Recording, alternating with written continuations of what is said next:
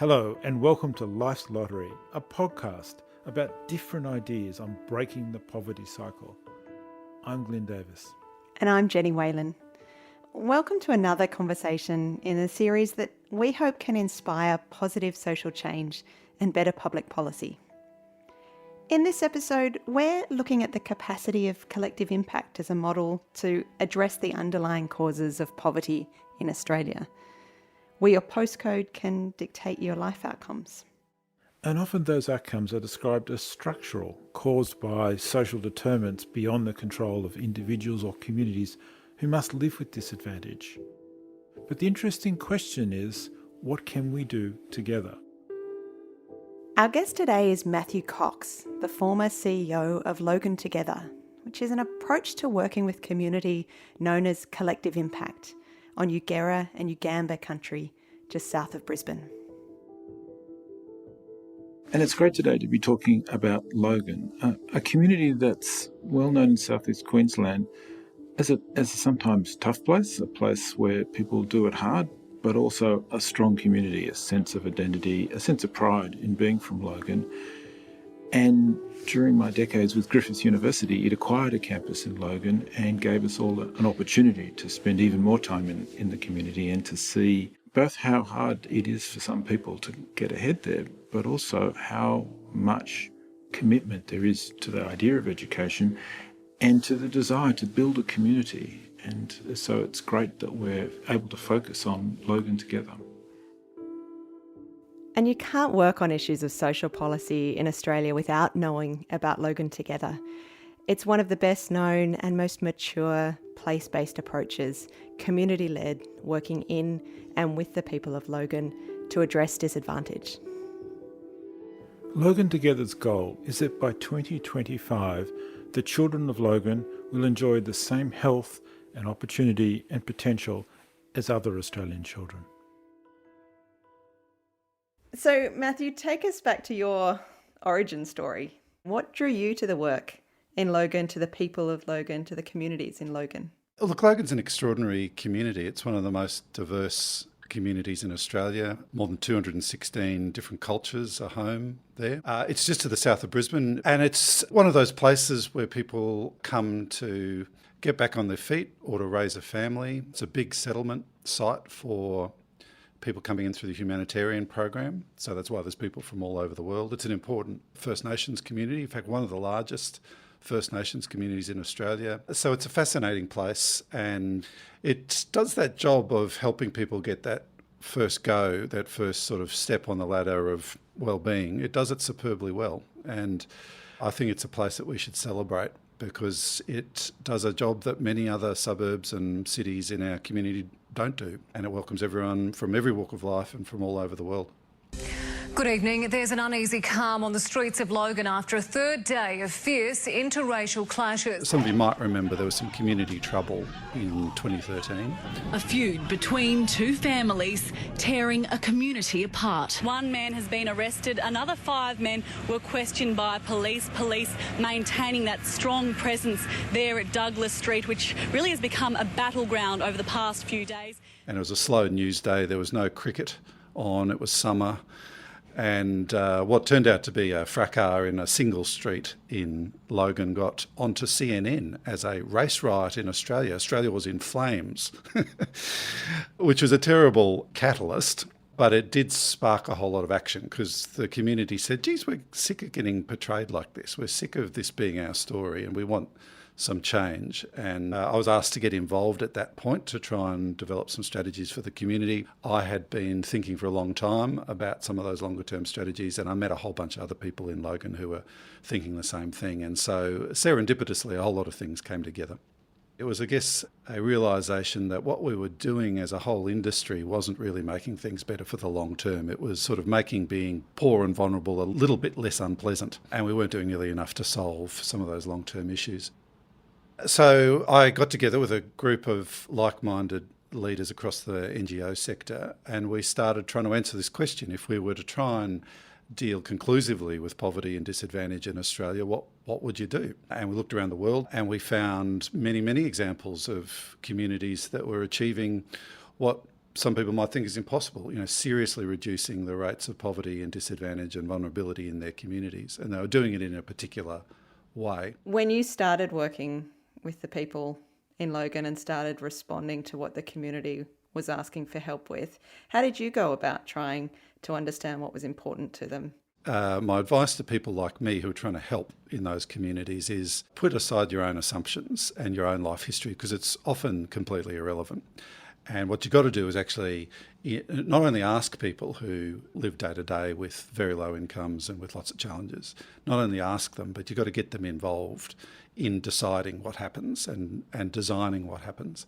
I've been trying to promote kindergarten attendance, and you can get very, very low fee kindergarten attendance, $5 or $10 a week, But if you've got $40 to spend and you've got a choice between kindergarten or more food, it's a pretty hard choice. And I think also in a very culturally diverse place like Logan, you really can't work cross-culturally and get the right solutions without putting people from those backgrounds in the driving seat. So we tried to live out that methodology in everything we did, to come at it with the very best knowledge and science and research, be data informed, but also make sure that we had that public knowledge and that community voice, not in a way, present, and not in a way that we controlled it.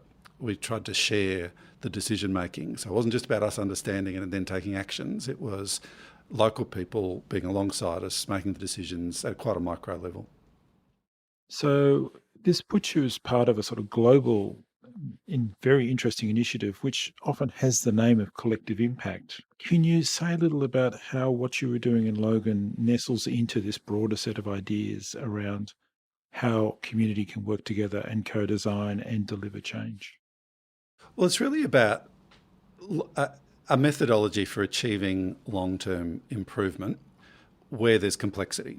And I think one of the difficulties we have in addressing poverty or marginalisation or disadvantage is we've got this big no-do gap.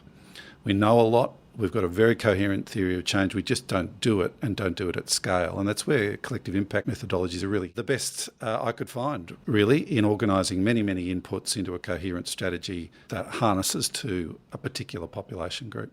And we would love to get into a bit more detail on some of the nuts and bolts of what collective impact really means, Matthew. But what was happening in Logan before the community wrapped around this idea of collective impact? Probably you'd see this in most communities, is a meteor shower of programming, of well-intended activities and programs that derive from all sorts of different places. They originate in ideas in Canberra or in George Street, which is the government administration precinct here in Queensland, or in philanthropic brains, do-gooders like myself, and these single issue or promising ideas to deal with a particular social condition originate, and then they arrive in a fairly disconnected way in communities like Logan in their dozens and dozens and dozens. And together they add up to a lot of money, but they don't conform to a single theory of change or a plan. Some of them are done very well and some of them aren't. A few of them connect to other initiatives, many of them don't. So that's the conditions we find ourselves in. The growth of the human services system, you can chart it from about the 1970s it really got going. And since that time, we've layered up very worthy and well-intended and honest, good honest attempts to make things better.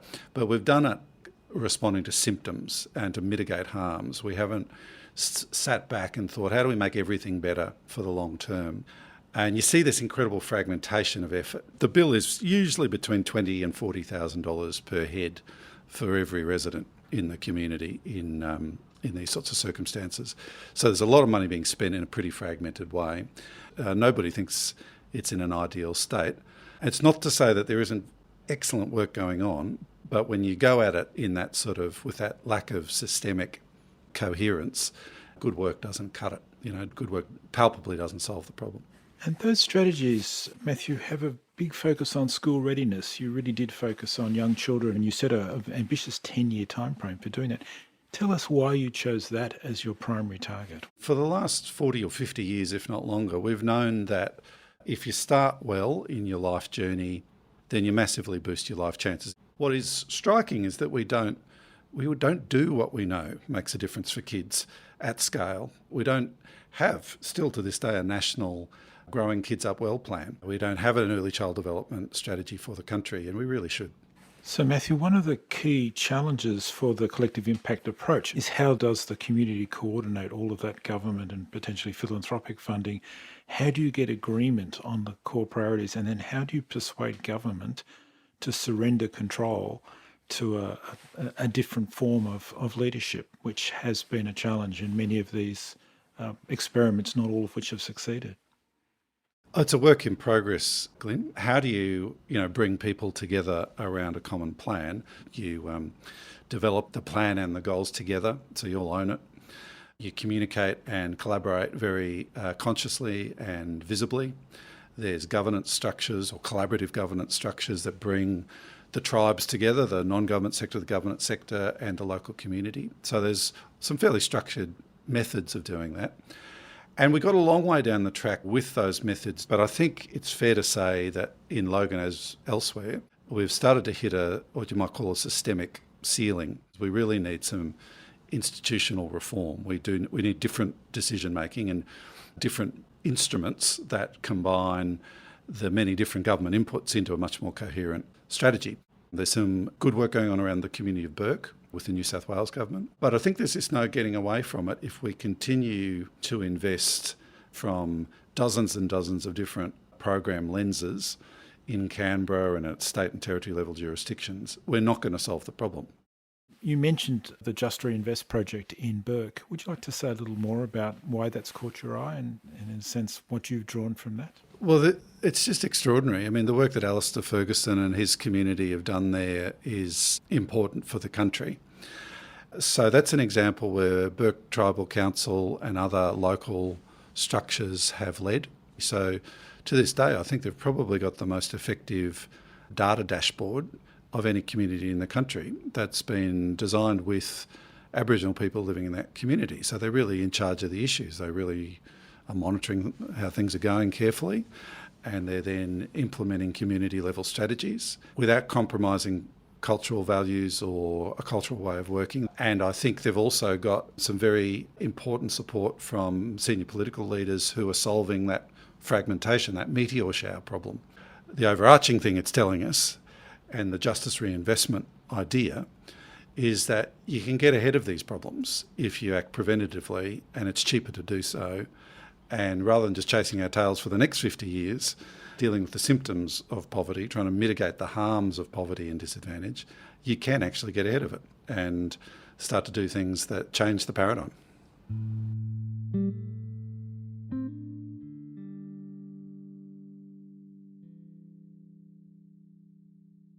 Matthew Cox there from Logan Together, raising the idea of justice reinvestment. The organisation Matthew's talking about, Just Reinvest, also works on Kamilaroi country in Moree, responding to high crime and imprisonment rates, particularly among its young population. So here's Judy Duncan from Just Reinvest.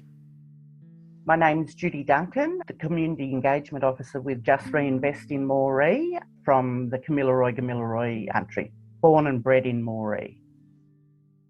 Back in 1997, I was sent to jail. I did the wrong thing and I was sent to jail. I never really thought about the criminal justice system until it impacted on me and my family. When I was released, the Aboriginal Legal Service gave me the opportunity to put my foot back in the door into the workplace, and then through that involvement you could see the gaps and the issues. You know, Moree, we've had a lot of suicides over the last several years, and it's quite saddening just to think that some of these young people had, no hope there, nobody to support them. Moree's got 70 plus services in this community, non-government organisations, government organisations. There's multi-millions of dollars coming to this community. The service sector's doing the best they can, that there's a problem there somewhere, because we've still got all these problems and issues in the community. So through Just Reinvest, we're looking at community-led change and trying to assist the service sector to work differently. It's about working across the board with all organisations, and because we're focused on youth, any service that's dealing with the youth sector, whether it be mental health, homelessness, housing, Centrelink, criminal justice system, the education department. So it's dealing and working collaboratively with them. It's getting to the underlying issues as to why young people are before the criminal justice system, and delving into why young people are committing crime. And once you go into that, that's where it opens the doors up. And just because they break the law doesn't make them a bad child. Maybe, they've come from a home situation where, there's drugs and alcohol involved, there's domestic violence. We've got young people that haven't even got homes to go home to in some cases, or don't feel safe returning to home. In Moree, we've got a lot of young people on the streets late of the night and early hours of the morning.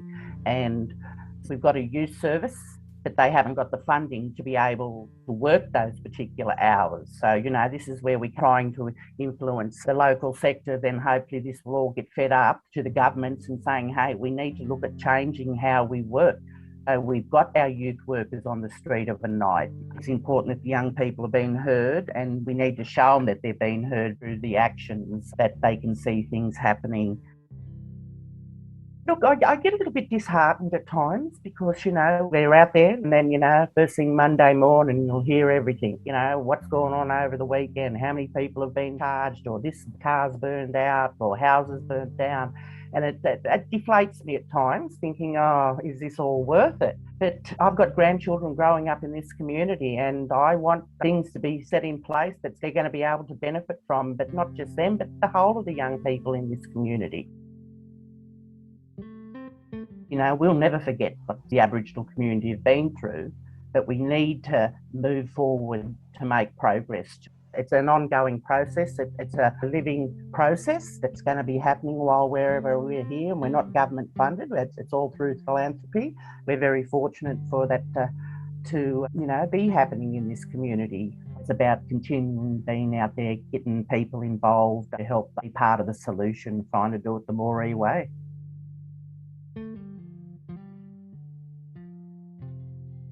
That's Judy Duncan of Just Reinvest.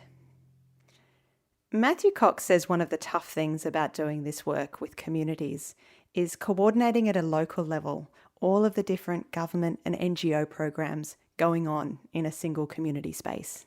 We should track the investments that go into a community like Logan, and we can and have done. The next bit's hard. You then got to bring those investments off the various schedules they sit on in the Departments of Health and Social Services and Child Safety and Housing and Homelessness and the Drug and Alcohol Services. And I think you have to put them on a different schedule, which is about local ownership and control.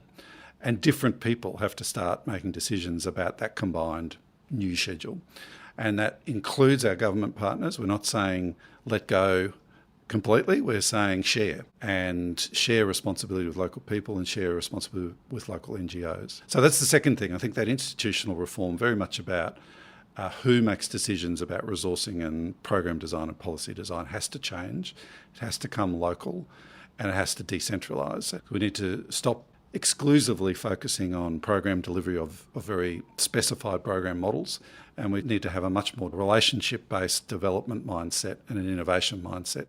I'm going to ask Jenny for a second to reflect on her time in government, because what you're asking and in fact making imperative for the success of this program is governments that are willing to change their priorities against a community priority. Jenny, when you think particularly, I guess, about the school system and the education department, how plausible is this? How willing are governments to actually rethink delivery? Well, it's a really tough one, isn't it? Because if you're a state government, let's say, you have responsibility to serve all of the people in that state, not have it divided up among different communities. That's some of the basic principle on which the system is based. So even starting with the best of intentions, it's quite hard for a bureaucracy to step away from an idea that it needs to serve all people through its policy and practice. I think the other dimension is how difficult it can be to have unified community voices. And I'd love to ask Matthew to tell us a bit more about what he's learnt about just how hard it is to forge that common action plan, that common set of goals, because of course it's often at the most local level that the politics can be most acute. I think the two dimensions that make it quite hard from a system level to set aside the systemic plans and timelines that cross an entire jurisdiction and work at the pace and the readiness of individual communities. It's a really inevitable challenge to grapple with. But it's helped when you can find places of unity and common vision and cohesion at the community level. Absolutely, Jenny. Just on the change challenge that you were just talking about, I think you've encapsulated pretty well. They are some of the ingrained mental models that make it difficult to do what I've been advocating. Except we do it all the time, particularly in Queensland when there's a natural disaster. We do precisely these things. We set aside normal chains of command. We have very effective executive leadership that brings together multidisciplinary responses. And we bend rules and we do things that need to be done, and we do them very swiftly. And all we're really saying is we just need that to operate where there's a slow burn disaster of poverty and disadvantage. But to your point about local consensus building, look, I don't want to present an unsophisticated or Pollyanna sort of view on this. You know, whenever you get people together, whether it's at a school P&C or a body corporate meeting or a footy club, there is, sometimes you have real disagreements and real lack of consensus about how to go forward. But we also have ways of resolving that, don't we? And coming to a position. People may disagree with it. And that's also part of the collective impact methodology, about having sound governance arrangements that allow things to be resolved. My own experience is 80 or 90% of things, particularly when you're dealing with early childhood, people will put aside all sorts of things if it's about their kids. Children are a great focal point for social change. So Matthew, alongside the literature that's very supportive of the approaches that you've just outlined in the collective impact approach, there is of course a critique, as there always is in this world. And one of the critiques is there are many damaged communities or communities with significant issues where there just isn't the cohesion. And some of the failed attempts at collective impact projects have been where they haven't been able to find that core vision or that point of communication or that agreement about what the priority should be that allows this to go through. And presumably, therefore, in setting up a collective impact project, there's a long period at the front end to have to work through that and either tap into or even create that level of social capital. This is a very, very, very important point. Readiness is a key idea. If you want to set up a collective impact project, readiness is what it's all about, which presents some challenges if you want to do it at scale, because again, what governments like to do is say, well, there's 25 communities that aren't doing as well as we would like. We'd like to roll out something to those 25 communities, and we'd like to do it on our timeframe. Now, upending that idea and that way of working and saying, don't do that. Do it based on readiness. Make an offer to communities to say, when you're ready, we're here to support you. If you want to work in this way, we'll support you when you're ready. And of course, some of the places you might most want to support aren't ready. Well, what do? Well, you get them ready. And so you put in some development resource to get them to the point where this sort of approach might work. On first blush, you think, oh, well, governments couldn't work in that way. On second thoughts, you think, well, why not? Why do you have to have these big bang rollouts when we've got 50 years of evidence that they don't work? Why don't we try something different? I think the underlying point that not every community is ready for this, and it isn't going to work everywhere, and the failure of, say, attempts in the early 2010s to have sort of a national rollout of a scheme was pretty sobering, because it achieved relatively little.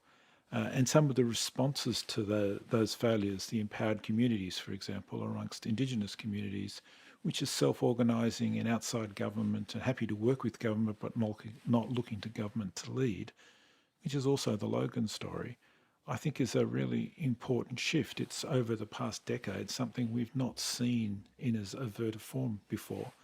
but an explicit argument that says, let's not rely on government to do this, and let's set the terms for government engagement rather than allowing us to work the government's agenda. I'm Julie Williams. I'm the Community Engagement Officer with Just Reinvest out here in Mount Druitt. I'm a Kamilaroi woman. I've been in Mount Druitt all my life.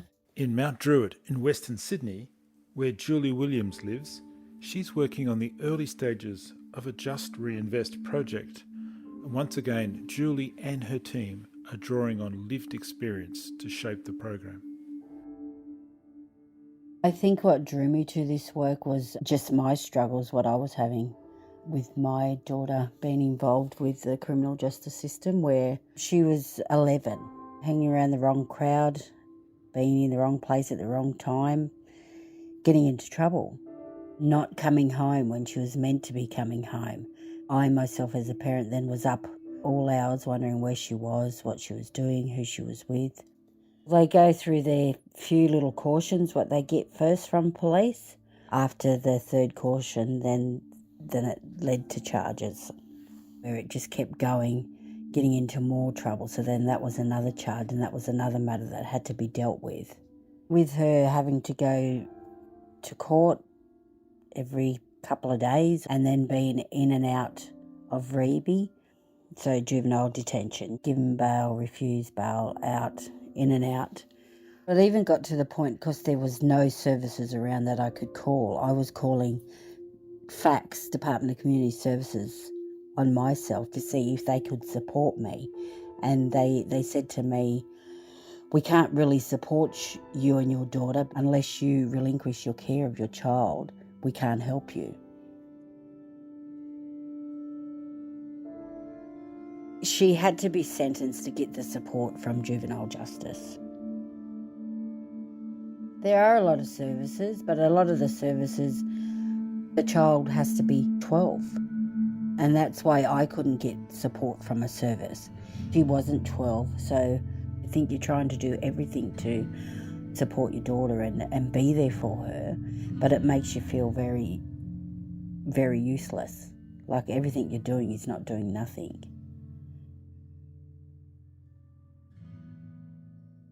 Still early stages in Mount Druitt, so it's just having conversations regularly, probably monthly, and a lot of the concerns that community bring up, it's around policing. A lot of people here in Mount Druitt, they put up with the police harassment. A lot of families.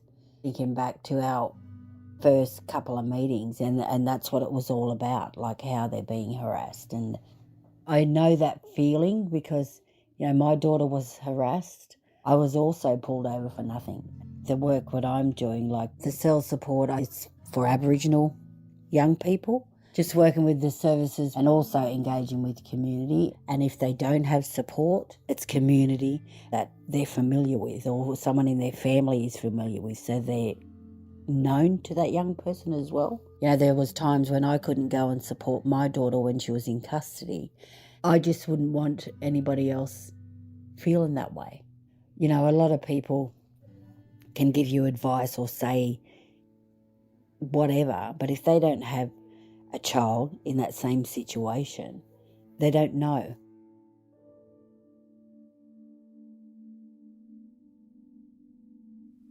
That was Julie Williams of Just Reinvest, working on Darug country in Western Sydney.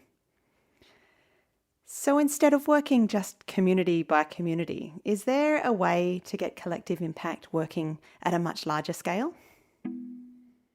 When you look internationally, are you seeing inspirational examples? So for example, the Tamarack Institute's work in Canada that have helped you think through what you're doing in Logan? Yeah, Tamarack's probably the most analogous to the Australian example. And I think they're now supporting about 400 communities across Canada and the US. So that's what scale looks like.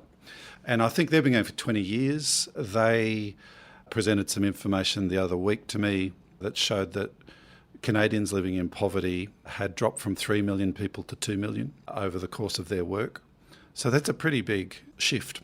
And telling, isn't it, that Canada, with a much bigger population than Australia, had fewer people in poverty to start with than we did. Well, I think we've become complacent about it, haven't we, Glenn? Poverty and disadvantage is seen as affecting some people, maybe 20% of people. And it's the sort of tyranny of the majority situation. The 80% of us who are doing extremely well in a rich Western country like Australia think it doesn't affect us so much, or we think it's an ethical or a moral issue. What I'd love people to understand is the costs to us all are astronomical. And the spend on social services each year is about $50 billion a year. And how do you know when it's working? You're talking about really complex social processes. How did you know when it started to work in Logan? So I'll give you just a really tangible example. Let's say you want to set up a community centre for kids and families in the district. And our experience in Logan, particularly, we set up these maternity and child health hubs in local community centres and a local Pacifica church, the local refugee welcome centre. We involved local women, particularly in the maternity services, in the design of those services. And we opened the doors and we watched what happened. And surprise, surprise, people turned up. They turned up in really large numbers and they really valued the service. Many of them said it was transformational. It was life-changing. The workers, the midwives and the child health nurses and others, it was the work they always wanted to do. All of a sudden they understood, because they were in a relationship with people at a deep level, they understood the other things people needed. And then they went and brought those things into people's lives as well. So that's how you know it's working. And in that example, you then look at the numbers and all of the good numbers are going the right way, and mostly the bad numbers are also going the right way. One of the evaluation challenges, isn't it, Matthew, is that if you invest in a particular community or a particular set of problem, you can often make a change in that issue that you're trying to address, but it's hard to hold that against the background of the larger community and the larger changes. Logan changed a lot. How did you get a sense of direction of change overall, and how did you relate that to the particular of Logan Together? The evaluation is part of the design process. It's not someone in a white coat sitting in the corner with a clipboard silently observing. They're a critical part of the debate about what should we do next, how's it going, what should we do next, what's working, what's not working. And in these sorts of social endeavours, there's always as many things not working as there are working. But you've just got to accept it all as an opportunity to learn. What did you learn from the people you engaged with in Logan? Look, I think just how disempowerment and long-term exclusion change you, and how you can be in the same room, walk down the same street, but have a completely different view of what's around you, because your experience of what's around you has been utterly different to my own experience. And just to go to a very obvious point, I mean, my view as drawn from my life experience, is that the government's there to do well by me and my family. For very many people, and particularly First Nations people in this country, government is a vengeful demon on the other side of the horizon that descends without warning and does things to you that are harmful. So that worldview is deeply ingrained through lived experience in communities like Logan. The bravery and the courage to get up and have another go at it is truly extraordinary. And it's hard to find people who are trying harder than some of the people I've met in Logan, and particularly some of the mums I've met in Logan. It's hard to find people who are trying harder than they are to make a go of it, to put food on the table, to get their kids a better future. It's not through lack of trying, it is through stacked series of obstacles that those people can't find their way through to a better set of circumstances. Matthew Cox, reflecting on his time leading Logan Together. In an earlier life, I was very involved with the Logan campus of Griffith University, part of its setup and its very early intakes. And one of the striking things about those early intakes is who came to university there.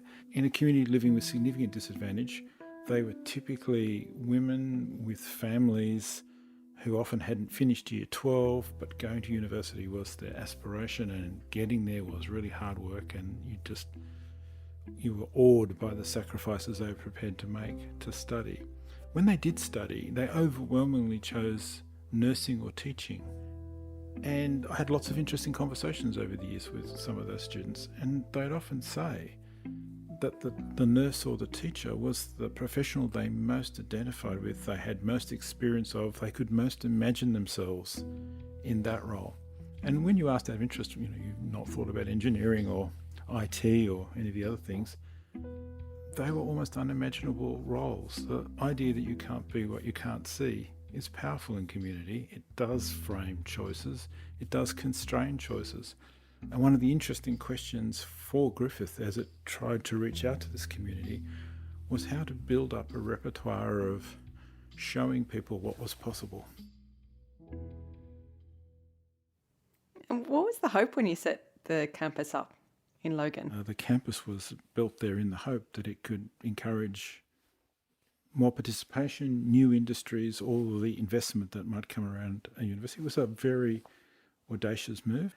It made a huge difference, but it took a long time. You don't just build an institution. It's a 20-year slog, but they've become part of community. They're part of what Matthew is describing. The Logan he's now encountering is in a small way shaped by those institutions that have grown up there relatively recently. And it's a reminder that it's not just being able to access universities, but feeling comfortable and belonging there. It's about aspirations that often begin a long time before you're given the chance to enrol. It's not just access that matters. You've been listening to Life's Lottery, a podcast from the Paul Ramsay Foundation in collaboration with UTS Impact Studios, recorded on Gadigal country. We'd love to hear your thoughts. We'd love to hear your questions. Has today's episode sparked any ideas for you? You can join us in conversation at lifeslottery.com.au. Next time, we're going to think about the role of foundations in defining new pathways out of poverty. And we'll take an international perspective by talking to Susan Uran, who is the president of the Pew Charitable Trust based in Washington, D.C. So join us then.